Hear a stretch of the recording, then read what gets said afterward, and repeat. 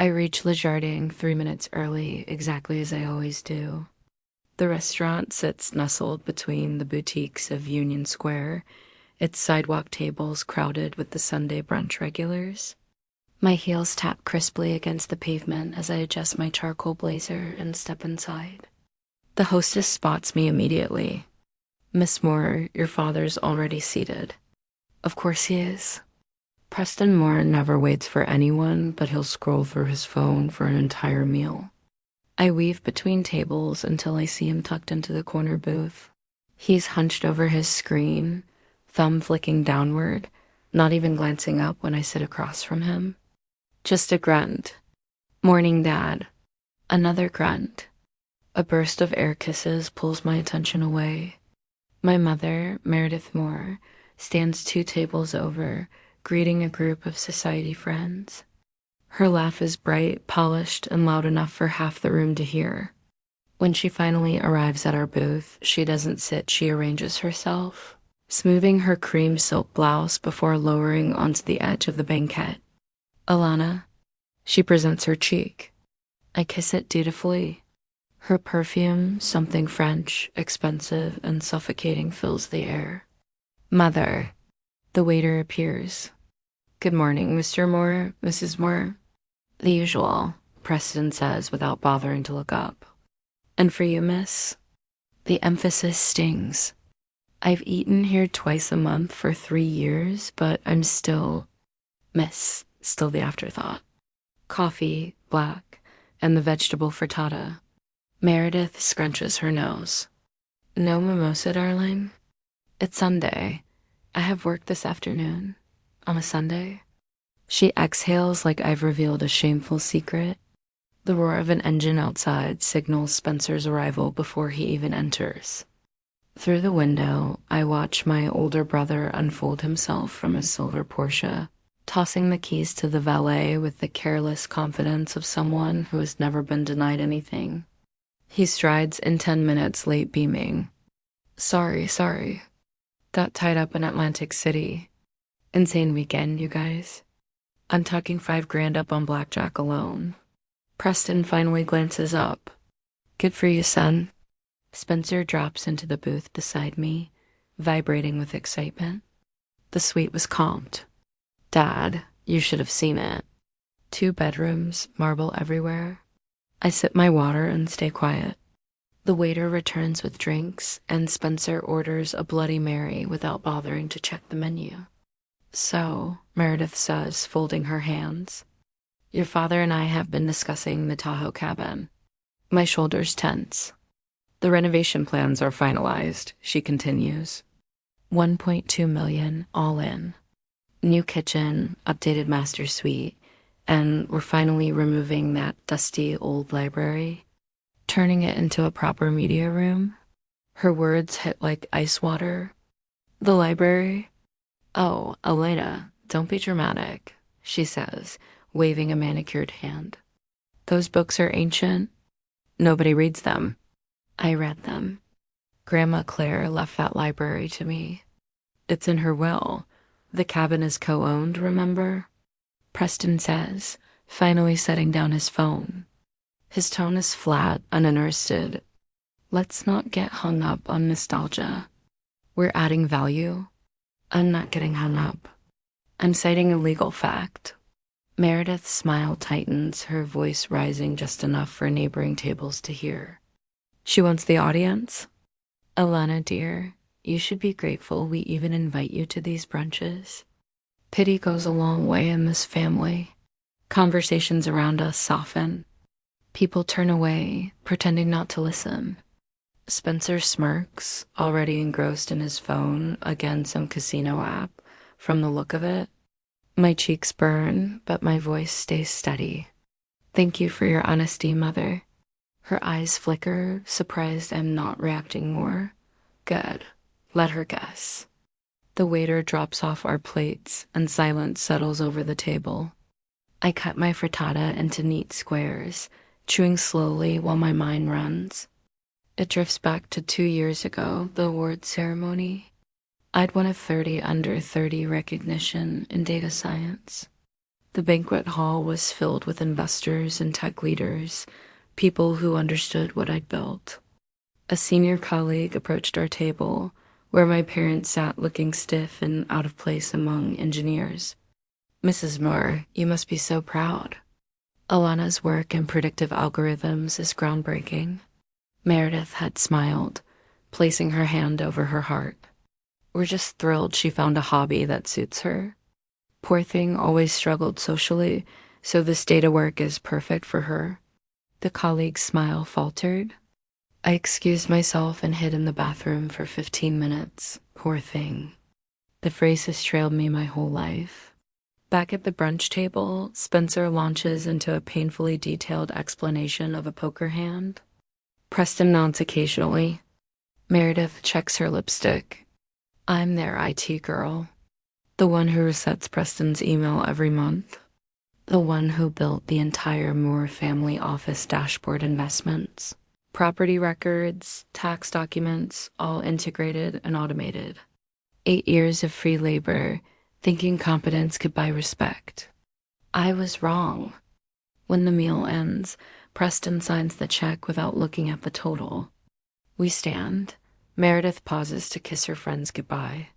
Spencer jogs ahead to take better photos of his Porsche. I walk to my car alone, fog rolling in from the bay. My hands tremble as I unlock the door. For 8 years, I believed that if I worked harder, built smarter systems, maybe they'd finally see my value. But Meredith's words cut that fantasy cleanly in half. Pity. They invite me out of pity. I sit in the driver's seat without starting the engine. My pity for them is the only thing that's protected them. My system's built for free shield Preston from his own incompetence. Spencer's gambling would have gutted him if I hadn't flagged his transactions months ago. Fog slides across the windshield. I have master administrator access to everything. Every bank account, every investment, every login. Preston signed the authorization form 5 years ago without reading a word. He just wanted faster portfolio updates. No more free expertise. I start the engine and drive home through the gray afternoon. By tonight, I'll fulfill my fiduciary responsibility, secure the assets, then resign. It's Sunday. I have time. They think I'm the poor thing who needs their pity. They have no idea what's coming. Sunday night, I open my laptop in my Russian Hill apartment. The city lights shimmer beyond the floor-to-ceiling windows, but I'm not looking at the view.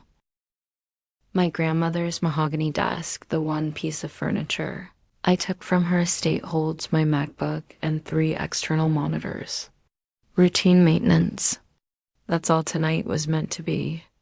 I pull up the Preston family office dashboard, the system I built from nothing.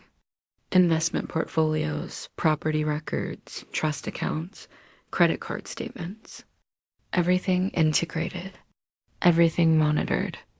Dad calls it Alana's magic spreadsheet whenever he bothers to reference it at all. The transaction history loads. I skim for the usual patterns when a cluster of withdrawals grabs my attention. Spencer's checking account. $50,000 in March. $42,000 in April, $63,000 in May. My pulse spikes. I filter by merchant category. Atlantic City. Every single charge. I open a second screen and map the transactions across time. A pattern spreads like a rash, revealing itself beneath skin. 18 months of expanding theft. Not casual gambling. A systematic drain. I total the figures. $350,000. My fingers freeze above the keyboard. This isn't recklessness. It's addiction. And no one has noticed because I'm the only person who actually reads these reports. I switch to the Tahoe property records. Meredith said the renovation permits were already submitted. There they are. Filed 2 weeks ago. Permit applicant, Meredith Moore. Project description, interior remodel, including removal of non-load-bearing walls in the northeast section. The northeast section? The library. I click through the contractor invoices. $180,000 already paid. The deposit cleared last Wednesday from the family trust account. They didn't just plan it over brunch.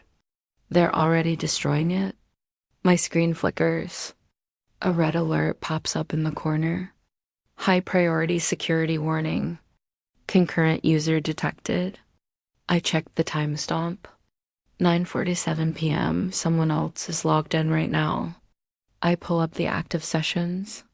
Spencer's username. He's inside the wire transfer module.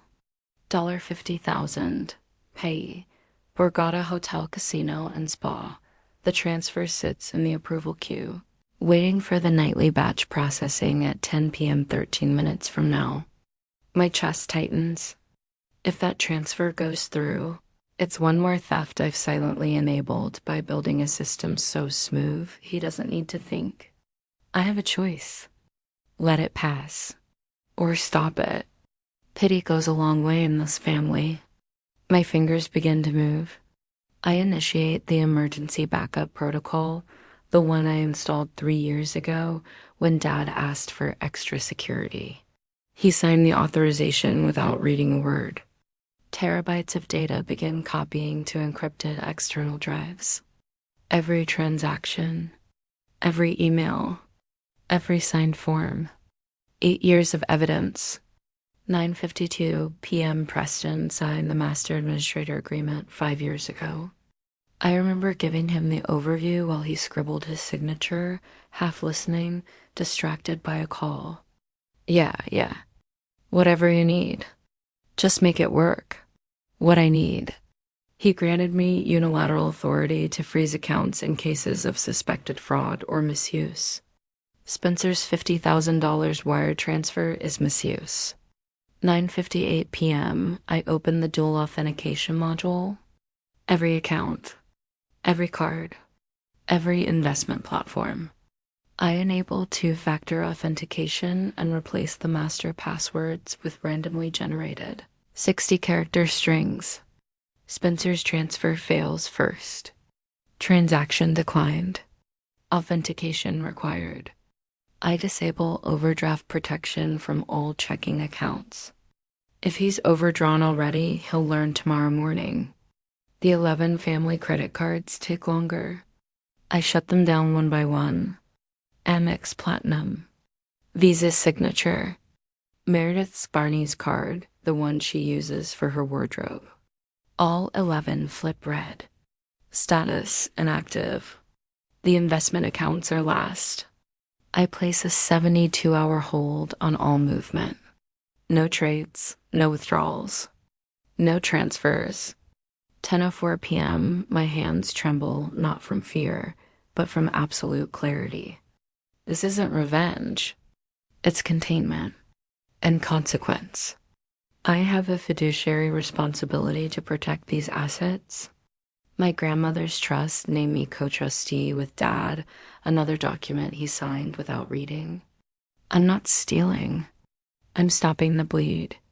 I'm protecting family assets from the family. The emotional distance feels surreal, like stepping out of cold water onto warm sand. For the first time in years, I'm not begging for approval. I'm doing my job. I open a new tab and log into secure email. Vanessa Hargrove, attorney at law.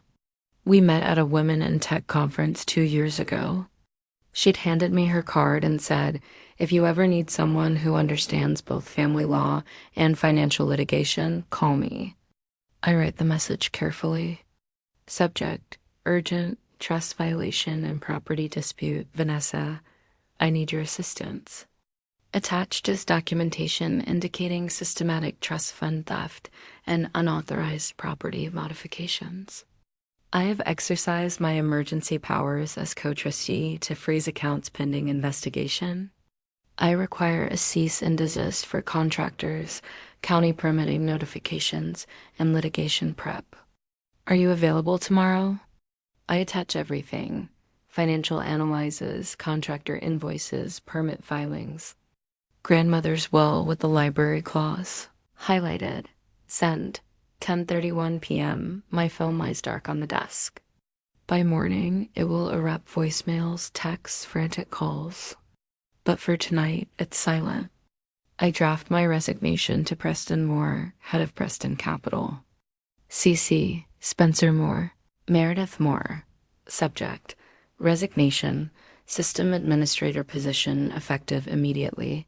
I resign as legal system administrator for the Preston family office.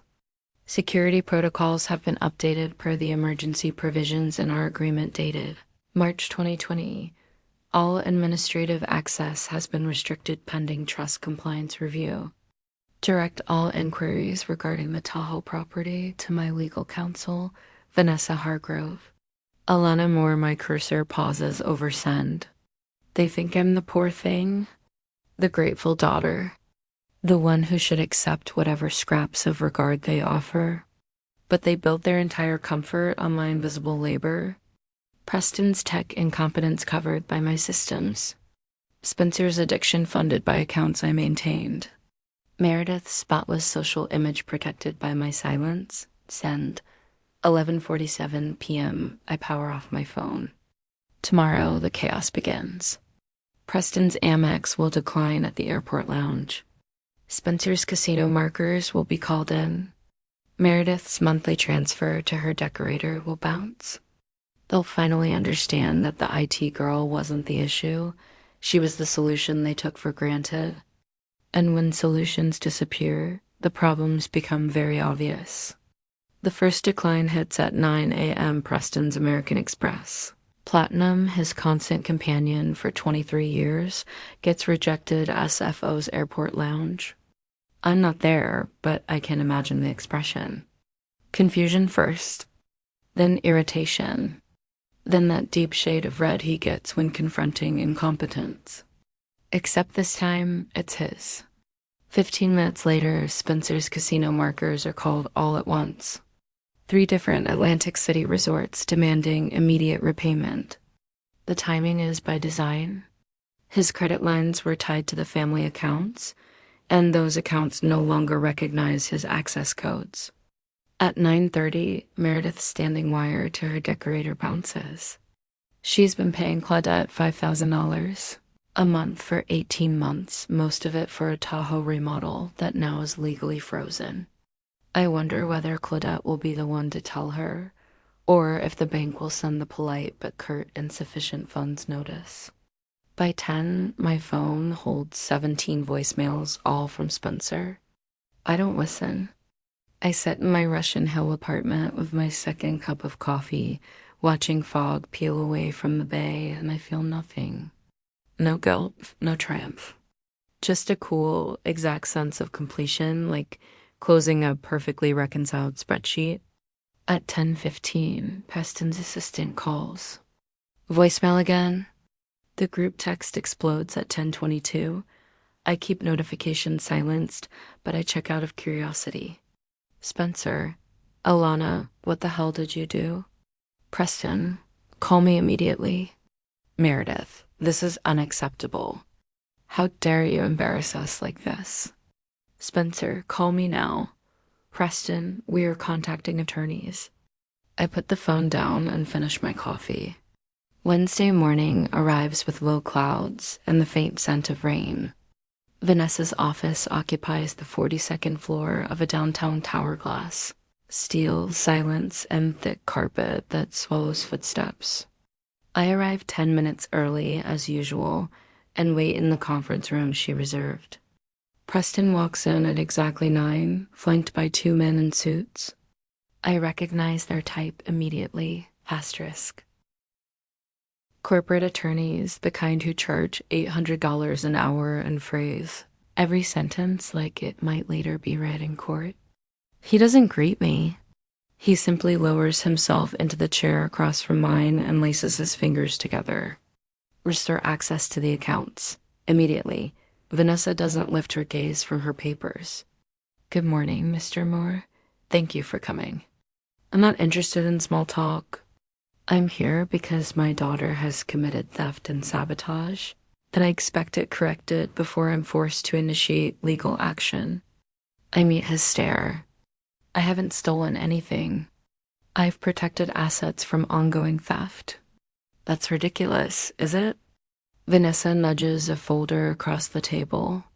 We'd like to address Spencer's gambling activity, specifically $350,000 in unauthorized withdrawals over the last 18 months. One of Preston's lawyers grabs the folder. His colleague leans in to scan the pages. I watch the subtle change in their expressions as they absorb the transaction history, casino records, and pattern analysis. I spent 8 years building systems to detect this exact behavior. Preston's jaw tightens. Spencer's personal spending is none of your concern. It is when it's siphoned from family accounts, Vanessa replies. And it absolutely becomes Alana's concern given her authority as master administrator responsible for asset protection. The second attorney clears his throat. May I see the authorization document? Vanessa hands it over. 3 pages, Preston's signature large and sloppy at the bottom. I remember the day he signed it 5 years ago, barely skimming the text, rushing to make a tea time. The attorney reads every line. His face drains of color. Mr. Moore, this grants unilateral emergency powers to the administrator for asset protection purposes, end quote. What is that supposed to mean? Preston's voice has lost its bite. It means she had every legal right to do exactly what she did. Silence expands. A cable car bell rings faintly outside. Rain begins tapping the glass windows. This is still theft, Preston insists, though the confidence is gone. I lean forward. I'm proposing an audit, full forensic accounting for the past 2 years. Every withdrawal, wire, and check. If I acted improperly, I'll face consequences. But Spencer undergoes the same review. Preston stands abruptly. Absolutely not. Then we'll see you in court, Vanessa says with polite calm. I'm sure discovery will be illuminating. His attorneys exchange looks. The first rests a hand on Preston's arm. May we speak with our client? They step into the hallway. Through the glass partition, I watch them huddle, voices low and urgent. Preston's expression shifts from rage to bewilderment to something that might be fear. After 8 minutes, they return. We need time to review the documentation, the first attorney says, and discuss options with our client. Of course, Vanessa replies. We're available whenever you're ready. Preston leaves without a word. His attorneys follow, carrying copies of everything. The door clicks shut like a vault ceiling. I let out a slow breath. You handled that well, Vanessa says. Staying calm. I've had practice. They'll come back new demands, new strategy. But you saw their faces when they hit that emergency clause? I did. I watched the instant they realized Preston signed away control without reading what he signed. The carelessness that shaped his parenting finally caught him. My phone buzzes. A text from Rachel, my old coworker in data science. Heard you might need a character witness. I'm here if you need me. Another buzz. David, the bank manager I've worked with for 6 years. Your signatory authority is documented and valid. Tell me if you need formal confirmation. And another. Marcus from IT security. I can verify all your protective protocols. They're textbook. I didn't ask anyone. Word must have spread in the professional network I've built over a decade, the same one my family mocks as my data hobby. Thursday night finds me at my kitchen counter eating pad thai, scrolling through emails when my phone lights with Vanessa's name. He hired Mitchell Crawford, she says immediately. I just got the notice. I set down my chopsticks. Crawford, the firm that handled the Westfield estate litigation. Top tier. He's not playing around, Alana. He's preparing to sue. I should be scared. Instead, I feel something sharp and electric blooming inside me. Good, I say. He's stepping right where I need him. Vanessa laughs quietly. You really are something. I learned from the best. He taught me to always have a plan. And yours? Discovery. He wants to sue? Perfect. That means subpoenas. Full accounting. Every transaction, every document, every secret buried in the Preston family office. He's so focused on controlling me, he can't see the snare. This might get ugly. It's already ugly. We're just making it official. After we hang up, I pour wine and stand at the window. City lights shimmer through fog. Somewhere, Preston is probably with Crawford crafting his narrative, casting me as the ungrateful daughter who betrayed her family. Let him. He doesn't know how much documentation I have. 8 years of meticulous records, every conversation logged, every signature archived. I was building a fortress long before I knew I'd need it. My phone buzzes again. Spencer, I'm checking into rehab. It's bad. I need to talk to you. I stare at the text. His first message that isn't hostile. I don't answer. Not yet. Let him wait with that need. Outside, fog rolls in heavy and gray, swallowing the skyline. The email from Vanessa arrives Tuesday morning, 2 weeks after our meeting with Preston's lawyers. Subject line, Crawford filed. I'm in my apartment, coffee cooling beside my laptop. I open the attachment. Crawford's name sits above partition action-dense legal jargon boiled down to one truth. Preston wants the Tahoe cabin sold, accuses me of mismanaging it, and demands the majority share. My phone buzzes. Vanessa's message. Call me. I dial. She picks up instantly. He's casting you as the problem, she says. Waste and mismanagement, failure to maintain the property, classic tactics when someone wants to force a sale. I lean back, watching fog drift across the window. He opened the door. Exactly. Discovery cuts both ways. How fast can you file a counter motion? 48 hours. I'll attach your grandmother's will and request full discovery for proper valuation. Every family office document becomes fair game. Do it. After we hang up, I open the news alert Vanessa forwarded. A Tahoe paper has picked up the story. Tech Dynasty property battle screams the headline beside a photo of the cabin. The article cites sources close to the family, claiming the conflict stems from a stubborn daughter unwilling to compromise. Meredith's fingerprints. My mother excels at whisper campaigns. By noon, she'll phone every woman in her country club circle, spinning the tale. Poor Preston and Meredith dealing with their impossible daughter. All they wanted was to improve the family property. I close the laptop and finish my coffee. Let them whisper. Words won't save them from what's coming. Thursday afternoon, an unknown number calls.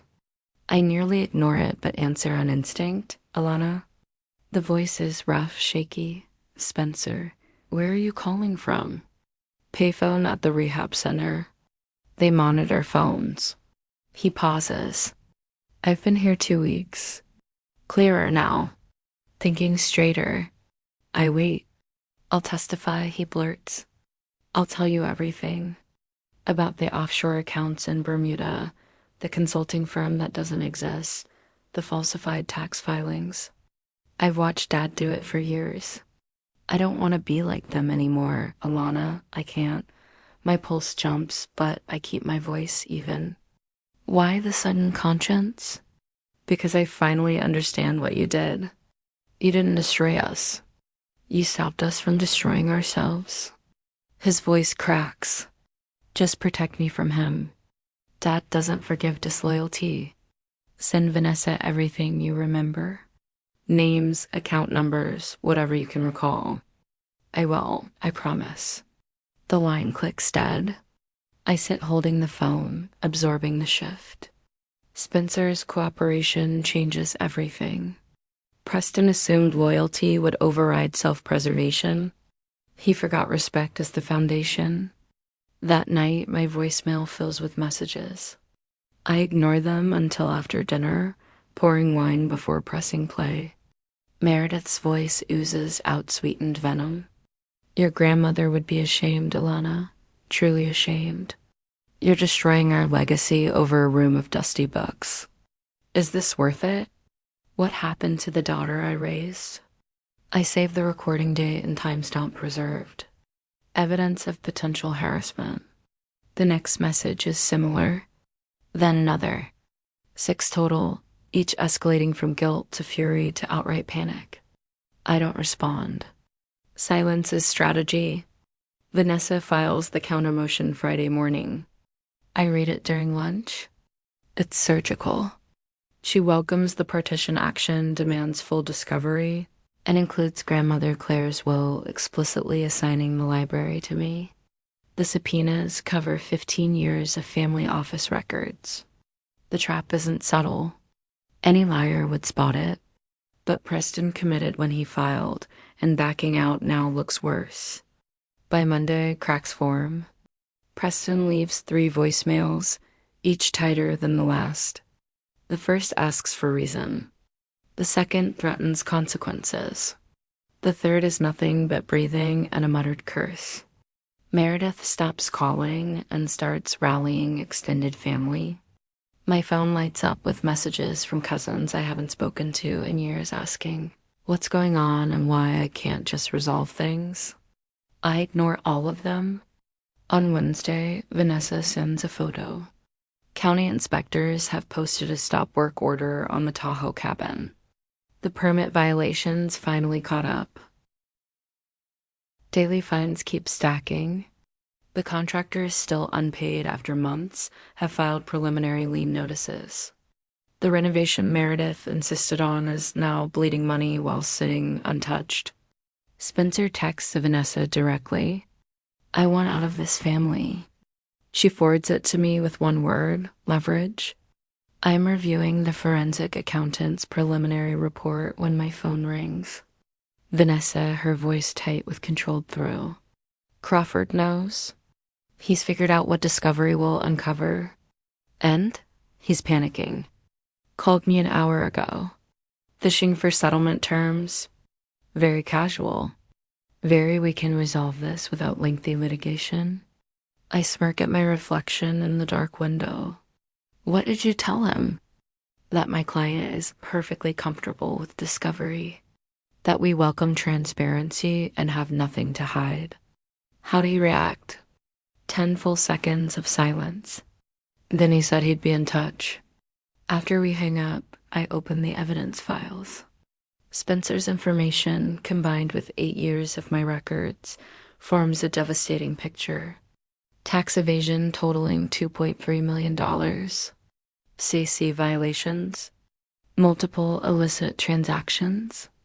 A deliberate, systematic pattern of fraud Crawford is legally obligated to report if revealed through discovery. Preston built his legacy on competence he never possessed and rules he never followed. I was the scaffolding keeping it upright, and I stepped away. Now the entire structure is collapsing. Friday morning, Vanessa calls before I finish my coffee. Crawford wants a meeting. Monday, neutral site. He specifically asked that Preston come without Meredith. He's ready to settle. He's terrified. This isn't about the cabin anymore. And he knows it. I look around my apartment at the life I built far from them. Set it up. I'll be there, Alana. Vanessa's voice softens. You've got him.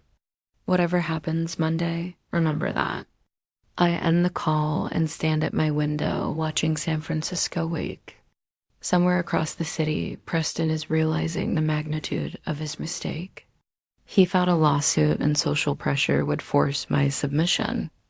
Instead, he delivered the key to everything. Monday can't come soon enough. On Monday morning, Vanessa's conference room feels like a stage. Floor-to-ceiling windows frame the Bay Bridge, morning light glinting off the polished walnut table. I sit with my spine straight, hands folded, watching Preston and Mitchell Crawford walk in. Preston won't meet my eyes. 6 weeks have aged him, gray streaks at his temples, deeper lines around his mouth. Crawford's suit is immaculately pressed, his briefcase severe.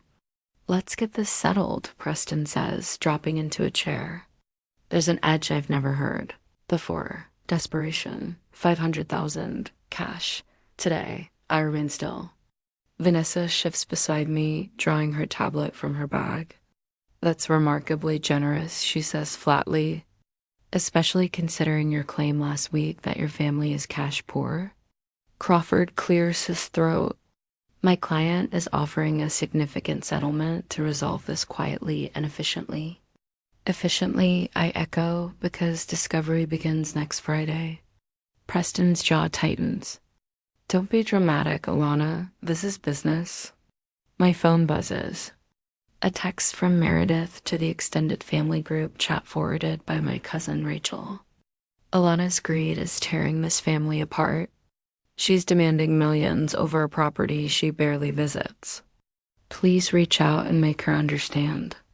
I turn the phone toward Vanessa. She scans it and makes a note. "Mr. Moore," she says, "are you aware your wife is currently conducting a coordinated harassment campaign against my client?" Meredith is upset, Preston replies. "Can you blame her? Her own daughter is extorting the family." The word hits like a slap. Extortion. He's testing the narrative, trying it on for tone. My phone rings. Aunt Carolyn. Decline. 30 seconds later, Uncle Richard. Decline. Then Cousin Michael. "They'll keep calling," Preston says. "Everyone sees what you're doing." "Everyone sees what you told them I'm doing," I reply. "There's a difference." Crawford leans forward. "Miss Moore, let's discuss your actual legal position. Your emergency powers authorization could be interpreted as a breach of fiduciary duty, freezing accounts without proper cause, denying access to legitimate funds. These actions expose you to liability." "Proper cause," Vanessa repeats, like stopping $350,000 in unauthorized gambling withdrawals. "We dispute that characterization," Crawford says smoothly. Spencer Moore had implied authorization to use trust funds for personal needs. Implied, Vanessa muses. Interesting choice of word. Preston shifts uncomfortably. "Look, Alana, I know you're angry about the brunch comment. Your mother was out of line. But this has gone too far. So $500,000 will restore your system access. You sign a release, and we move on. Or, I ask, or we proceed with an ethics complaint to the California bar," Crawford says. "We will argue you abused administrative privileges for personal gain, that you orchestrated this crisis for leverage." Vanessa smiles, sharp as a blade. "Please file it. I would love to see that." Preston leans back, trying to reclaim authority. "You have 48 hours. After that, the offer drops to $250,000. The ultimatum hangs thick in the air." My phone rings again, Spencer this time. I watch it vibrate until it stops. "We have a counter-presentation," Vanessa says. She connects her laptop to the large screen. "If you'll give us a few minutes." Crawford exchanges a look with Preston. "This is irregular." "Humor us," I say. Vanessa clicks to the first slide. Spencer's name at the top, followed by a timeline. Red bars chart 18 months of withdrawals, each tied to Atlantic City casinos. Total, $350,000. Slide 1, Vanessa narrates. Spencer Moore's systematic theft from the Preston Family Trust. Preston's face is stone, but his hand clamps the armrest. Click. Slide 2 covers the monitor bank statements, highlighted notes, timestamps. Preston's signature on quarterly reports I prepared, every one flagging irregular withdrawals needing review. Slide 2. Preston Moore's documented awareness of the theft. 6 months at minimum, likely longer. Crawford starts to object. "Please reserve comments until the end," Vanessa says pleasantly. Click. Slide 3 fills the screen. Offshore accounts, Bermuda, falsified tax filings. Consulting payments with no actual consulting. The total at the bottom is still staggering. $2.3 million in undisclosed foreign assets. Slide 3. Tax evasion. Evidence of deliberate concealment, falsified deductions, unreported income.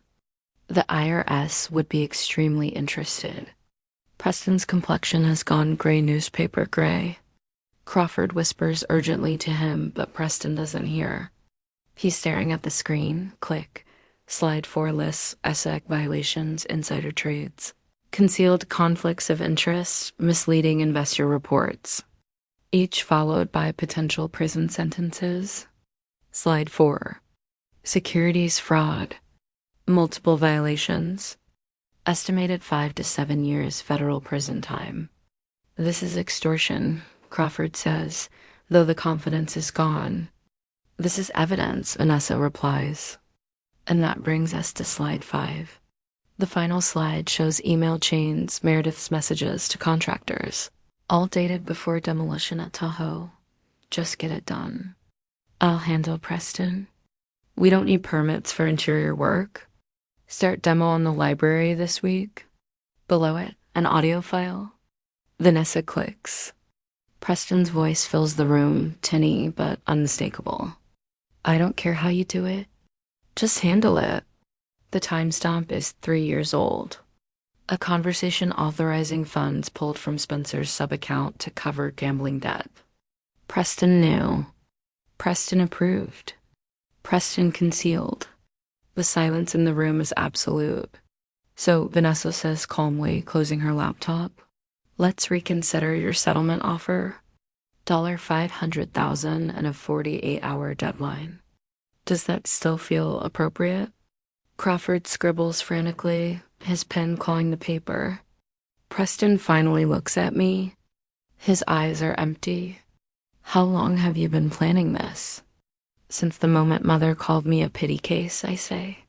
He shuts his eyes. When he opens them, something in him has fractured. Draft the paperwork. I'm sorry, Vanessa asks, though she heard him clearly.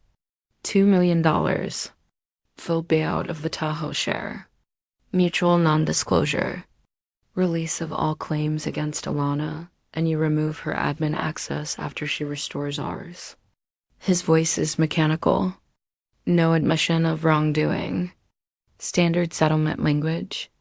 Crawford touches his arm. Preston. We should discuss no. Preston rises. We're done. Draft it today. I want this finished.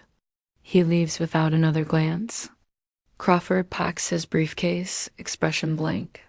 Documents will be sent by the end of the day, he says. When the door closes, I release a breath I didn't realize I was holding. The wire transfer will hit before you leave the building, Vanessa says. I'll make sure of it. My phone buzzes. Spencer texting from rehab.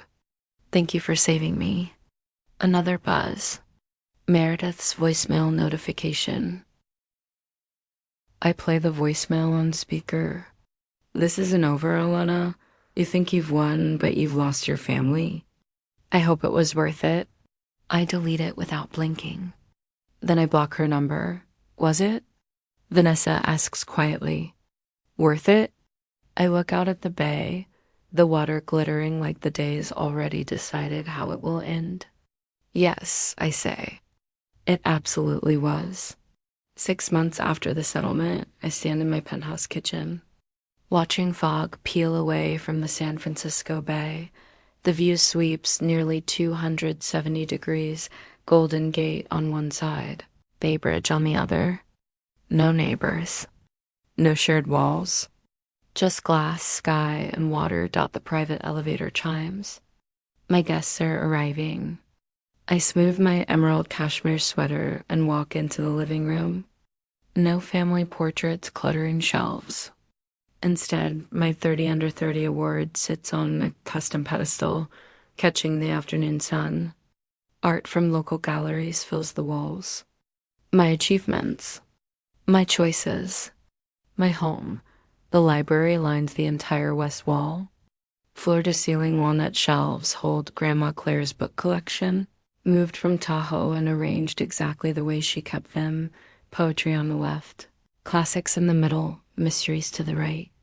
I trail my fingers across the spines as I pass Vanessa steps off the elevator first, a bottle of wine in hand. "This place still stills my breath," she says. "Every single time." "I know," I reply. The others filter in: Marcus from my consulting firm, Elena from my Stanford days, David and his husband James, 3 women from my support group. 8 people who showed up when it mattered. We gather around my dining table as the afternoon sun slants through the windows. Same hour as those awful family brunches. Different lifetime. Elena passes the salad bowl. "My sister asked me to plan Thanksgiving again," she sighs. 3rd year straight. No offer to help, just expectation. Marcus laughs. "Did you say yes?" "I said I had plans. Do you?" Vanessa asks. "I do now. I'm going to Hawaii alone." Cheers erupt. David leans back. "My mother called yesterday, asked if I could quickly review her tax documents. And?" I ask. I told her my rate is $300 an hour. Family included. What did she say? She hung up, then texted that I've changed. "You have," James says softly, taking his husband's hand. "For the better." I raise my glass. "To boundaries." "To boundaries," they echo. Someone mentions the stress of holiday season forced family gatherings, the dread, the guilt. I set down my fork. "I see my family every day," I say. They all look at me. "You're sitting at my table." The words settle in a warm, quiet way. Elena's eyes shimmer with tears she doesn't bother hiding. Later, as we clear the table, Vanessa pulls me aside. "Preston Capital sent a business inquiry last week." "I know," I say. "I deleted it. You didn't respond?" "Not for a second." I slide plates into the dishwasher. "They can hire someone else. I'm not their safety net anymore." My phone buzzes. A new client inquiry, a tech startup needing data infrastructure work. $500 an hour. 10-hour minimum. I reply with my standard contract. Clear. Professional. My worth isn't up for negotiation anymore. That evening, after everyone leaves, I pour a glass of wine and step onto the balcony. City lights twinkle below. The Bay Bridge glows against the deepening sky. My therapy journal waits on the table. I flip back through entries from 6 months ago. Maybe I overreacted. The arc is unmistakable self-doubt, slowly sharpening into certainty. Last week's entry. I saved myself. Spencer visits tomorrow. 6 months sober. Attending meetings. Rebuilding. He called last week to ask if we could talk over coffee. His voice was different, steady, present. "I need to apologize properly," he'd said. "Not the performance I gave at the settlement. A real apology." "Okay," I told him. "I'm listening." We're building something new, distant, but honest. He's no longer the golden child. I'm no longer the scapegoat. We're just 2 people trying to do better. Preston and Meredith are somewhere in Palo Alto. I wouldn't know. No contact. Numbers blocked. Emails filtered to trash. Their grip on my life gone. My consulting business now has 12 regular clients. I turned down 3 projects last month because they didn't align with my values. That power, that choice, still feels new. I mentor a young woman named Sarah who reached out after hearing me speak at the Women in Tech conference. Her family treats her like a 24/7 support desk while belittling her career. The pattern felt painfully familiar. "Charge them," I told her. "Or walk away. Your expertise has value. Price it accordingly." Last week she texted. I walked away. "Thank you." I opened my journal to a clean page and write, "Mother said pity was why they included me." She was right about one thing: pity was involved. My pity kept me trapped. Her cruelty was the key that freed me.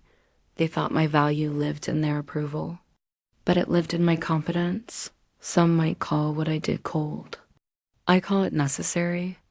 I built their financial world, and when I finally changed the combination, I locked them out and freed myself. I closed the journal. My phone buzzes again.